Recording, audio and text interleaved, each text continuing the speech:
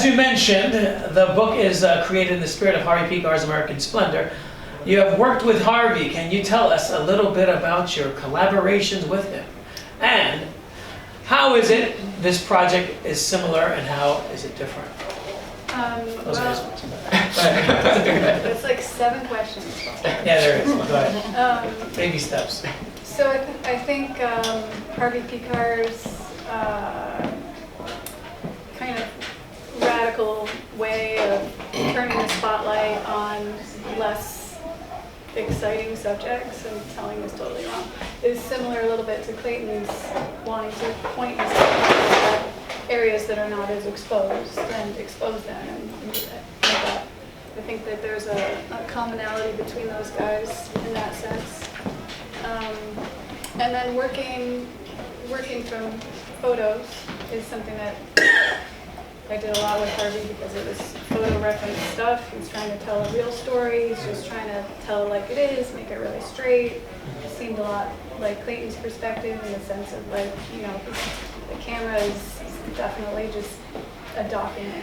You're just taking that subject, you're making it a real presentation. He's not trying to, as far as I read it, put his spin on it and make us believe his agenda. He's just presenting the as it is. As it is, and I think that's sort of like tell it like it is, direct presentation is similar between those two. Awesome. And he also loved to work with a lot of different artists, which I think is really cool, and it's also important in terms of creating something that's not so, you know, a lot of times in art, there's this like myth about like the super artists who are like, they're the ones who are like important, and then there's like less important artists, and I feel like having compilations and having work where everybody is like, you know, it's our job to be a filter. This is our it's our perspective. Everybody's perspective is important, and then a collective perspective is giving a bigger picture. In that sense, it's not so much about like the ego of one artist. Yeah, I mean, looking at what's popular out there, I mean, how does, as an artist, how do you say I'm not going to do this and I'm going to go this direction? I mean, how does that start in your head?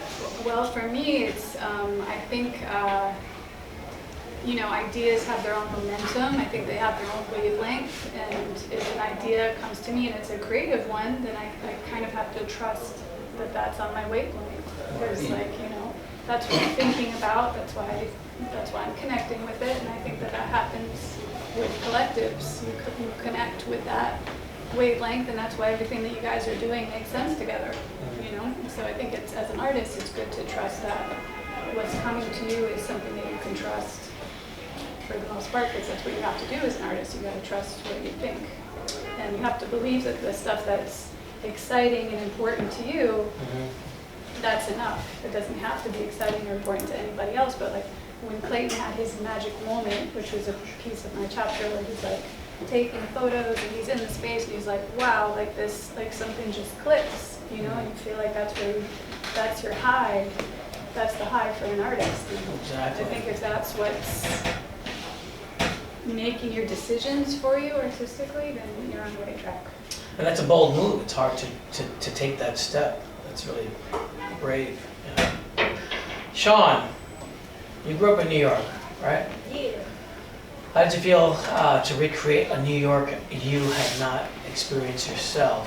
You kind of Yeah, it was answered that. super exciting. Yeah. I mean, after all of like my influences growing up and being just, you know, like kid hanging out on the street, you know, like honestly, not a lot really changed that much since the time. No, it's still dirty. New York's Yeah, still dirty, nitty-gritty, still good smelly, old, just drawing, expensive. you know, little rat finks in places. Right. Putting graffiti, you know, like in all of these like buildings. It was fun. It was like playing, you know, like a Mark Echo game where I'm just like tagging up little places, you know. Yeah. It was awesome, you know. I couldn't think too hard about it. It was everything that I knew already. I just had to make it a little dirtier, you know. I mean, it sucks that they're knocking down buildings, but I found it interesting when they do knock down a building. Sometimes you see like this little alleyway with old graffiti from like the 70s or the 60s. And you're like, wow, that's great. Somebody should cut that wall out and stick it in a museum, but they don't. They just like knock it down. And they have no Or idea cover who it back up. is or They have no anything. idea. Yeah. Let's see. Jesse, you're a fine artist painter. What stimulates you say? What's, I think that's an English thing, but it's okay. Let's do the, yeah, let's do You it. skip that. Yeah. Okay. So how is it different to be an artist in today's hyper-gentrified New York compared to the New York 80s when Clayton arrived here? I mean, you're a New Yorker, right? Yeah, and actually, I should mention, I remember the East Village of the late 70s and early 80s. I was a kid, but I had a friend who lived on St. Mark's Place that I used to visit a lot. And my mom was involved with a theater company on 4th Street between 2nd and Bowery. So I spent a lot of time down there as a kid. But you know, it's all like kind of new kid memories, of course. Seeing adults living creative lives, you know, in that neighborhood. So yeah, I have like memories of that time. Yeah. But I went to art school in the early 90s. What school is this? I went to Cooper Union, which was also in the same neighborhood. So then I had that college experience there, and really got to witness the gentrification take off in the 90s. That's when things really seemed to change a lot. Because in the early 90s, it still felt like it had a little bit of what I remember as a kid, you know? And I remember all the Tompkins Square stuff. I remember when that happened.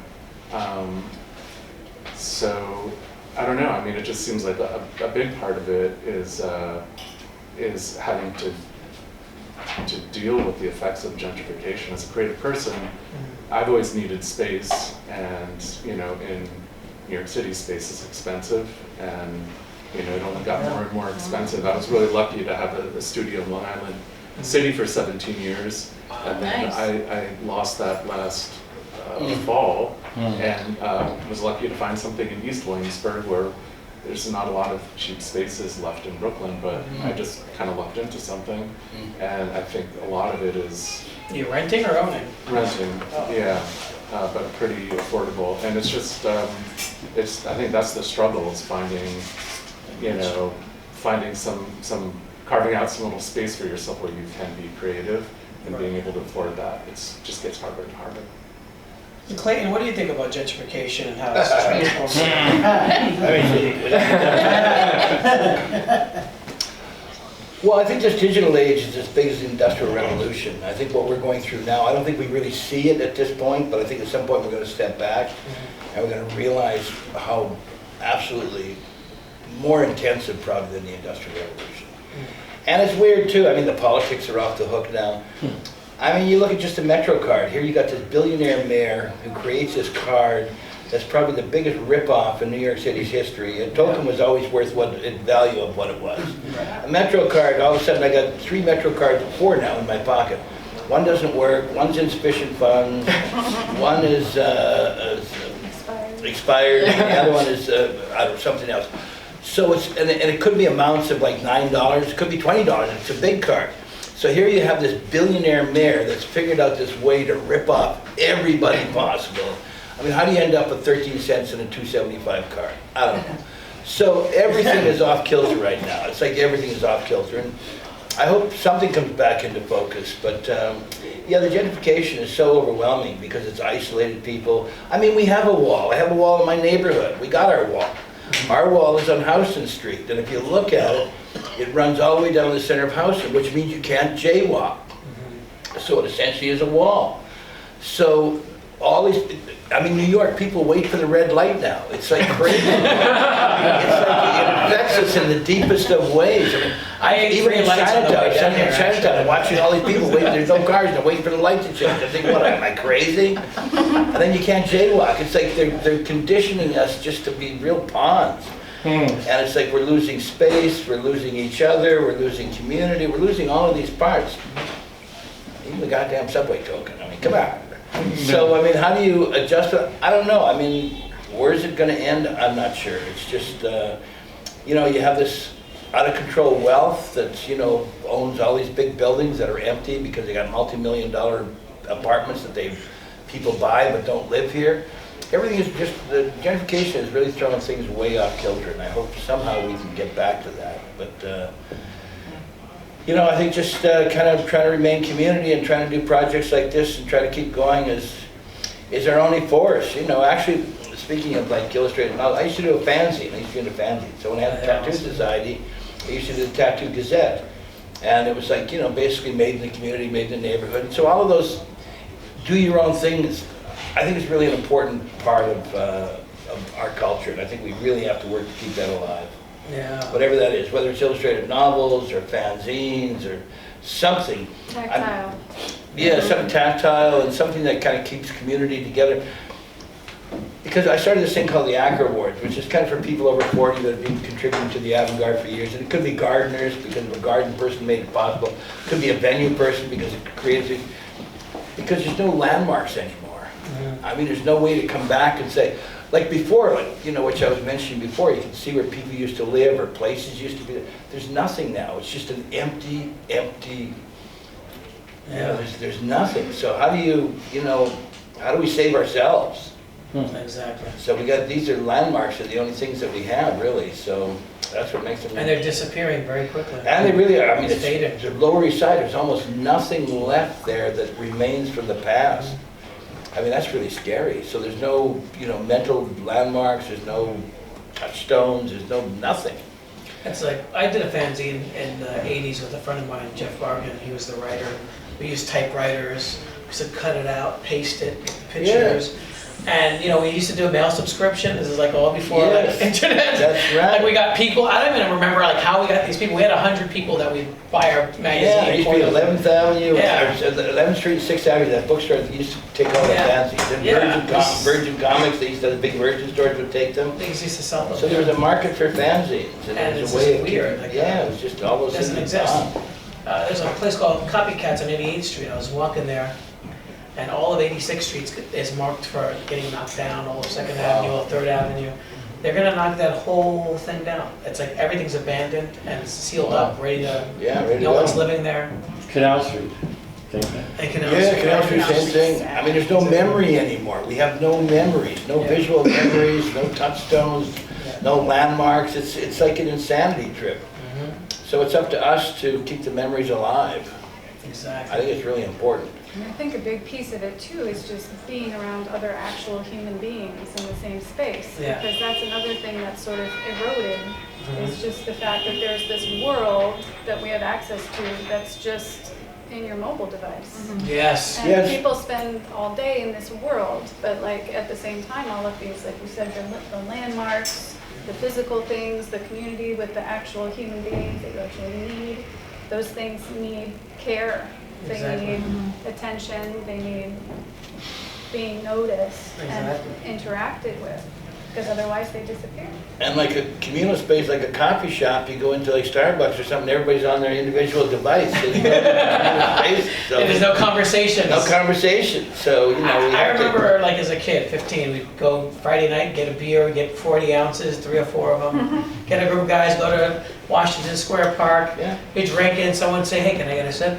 You didn't know who the fuck they were. You're like, yeah, I'll take it. And they just pass around, they give you a joint, you can smoke their joint, you know, and everyone's, you know, with potentially getting mono, but you know, but you know, you're just like having conversations and talking and meeting people, and even like the homeless people that were interested in listening to their stories, how they got there. I remember talking to one guy in the Bronx, this homeless guy, he used to work with Paul Newman, and he was like a homeless guy in the Bronx getting beat up, and it was just a strange thing, like you just meet these, you know, like Paul Newman, the actor, and it's like, really? And he says, yeah, I used to be his pit driver, like he's helping with this in the pit, and all this, and I was just like blown away. It's like, wow, he went from here, and then he ended up here in the streets. But that's the thing, New York City, everyone's on their phone. I haven't ever been to Washington Square Park like lately, but I'm sure everyone's on their device or phone, or not even sitting around or hanging out or anything, you know. And that was like my bed too. I'd sleep there Friday night. Hey, nowhere to go. 3 o'clock in the morning, no trains, you know. Fuck it, just sleep in the park. It's over. Doesn't exist. I hope it's just a phase.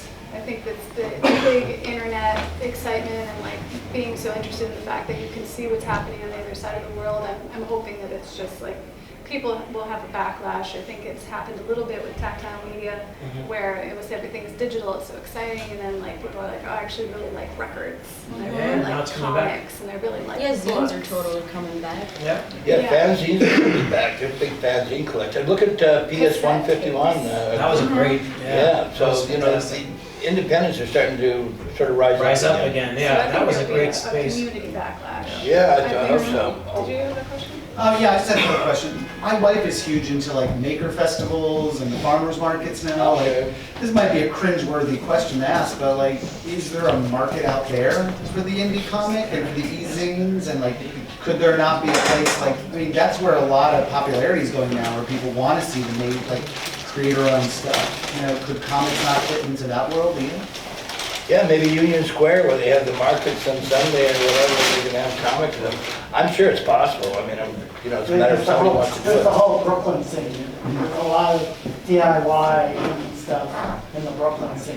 Yeah, I say this is a complete southerner, so like, I'm just questioning like, Yeah. is there a market for that too? Because I feel like that would be But yeah, something that's there's- untapped, so. Yeah, and I think comics is a space that has always been a little bit underground and not especially supported collectively by any kind of mainstream. So we sort of have our boots on the ground to a degree, right? Would you say with the comic? So where are comics now? I mean, for a number of years, that or almost they thought comics were going to disappear entirely. Remember that? And then they came back big time. And then they became comic book stores everywhere. And like where you worked in the Bronx, probably there was a big comic book store. Yeah, huge, yeah. So where are comic book stores now? It looks like they're dying out again. They're back to dying But out, I think the shows is the main, that's where the main people are making their money. Marvel and DC are struggling to stay alive. They've already forecasted in San Diego Con 2 years ago, 2017, they both announced that they were gonna stop doing print comics and just do straight Really? digital. But because of the success of the movies, it's incrementally improved their sales, so now they're sticking Yeah, with it. man. But now they forecast 2022. Oh, really? No more print. But that's Okay. fine because now more than ever, because of the popularity of the shows, you have more underground artist alleys have grown from like 1 or 2 aisles. So like, I mean, this show here is like a few hundred artist alley people. But in Marvel now, I mean, they're like, in terms of certainly theaters, that's big. Yeah, theaters, but yeah, It's not- but they're not, their books suck. I mean, there's nothing good. I mean, So you think I comics still- are dying again? yeah, well, I mean, I think yeah, in a little bit. there are two answers to this. I think on the one hand you have the big corporations who, Right. you know, they don't have so much creativity. Right. They have, you know, it's all about sales and all this like, you know, units like, you know, whatever, Right. Spider-Man and so on are like money makers. But I think the interesting thing when we're talking about like the do-it-yourself culture, I mean, thanks to, you know, print-on-demand possibilities, there's so much more, you know, underground or like Yeah. self-published stuff. I mean, you have like all the stuff that Ray has, you know, he is his own producer, he can do this because you have possibilities. So there is this... That market's growing big. That's yeah. bigger than Marvel and DC. Is it? Yeah. When I go to different states, different Yeah. artist alleys are the biggest thing. And I think on these artist alleys, I mean, the Mocha Fest and so on, people can basically, you know, produce their own stuff and bring it directly to an audience, which is like an interesting new thing. And it was like the initial What's an concept. artist alley? I don't know what that is. That's basically underground artists, just